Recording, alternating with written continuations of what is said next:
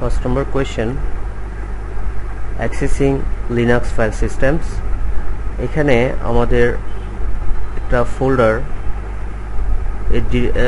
এই ফাইল থেকে ICH এরকম যে সমস্ত লাইনের মধ্যে বা যেখানে ICH এই ওয়ার্ডটা পাবে কিওয়ার্ডটা সেখান থেকে ফিল্টার করে এসে কপি করে রুট লাইন্স নামক একটা ফাইলে নিয়ে আসতে হবে। অলরাইট, এটা হচ্ছে মূল concept. Okay, so let's do it. প্রথমে আমি একটা গ্র্যাব করব, গ্র্যাব ক্যাচ করা কোথায় করব, ইউজার থেকে গিয়ে শেয়ার থেকে মিম, তারপর হচ্ছে প্যাকেজেস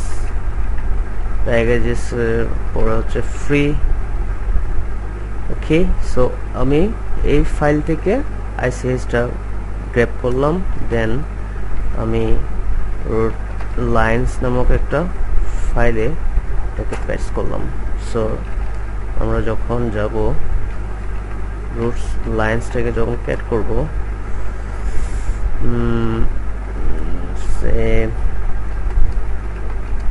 গ্র্যাব ICH সি, প্রতিটা যে সমস্ত লাইনে আমার ICH এই ক্যারেক্টারটা পেয়েছে প্রতিটা লাইনকে সে কি করেছে আলাদা ফাইলে, প্রতিটা ফাইলে আমার এই প্রতিটা লাইনকে আমার এই রুটের মধ্যে যে লাইন্স নামক যে ফাইলটা আছে এখানে সবকিছু কপি পেস্ট করে দিয়েছে। ওকে, আর একটা কথা, এখানে নো এমটি লাইন্স, এখানে কিন্তু কোনো এমটি লাইন্স নেই। অলরাইট, মানে কোনো আন্ডারস্কোর বা কোনো space bar, white space, empty lines এরকম কিছুই নেই, রাইট?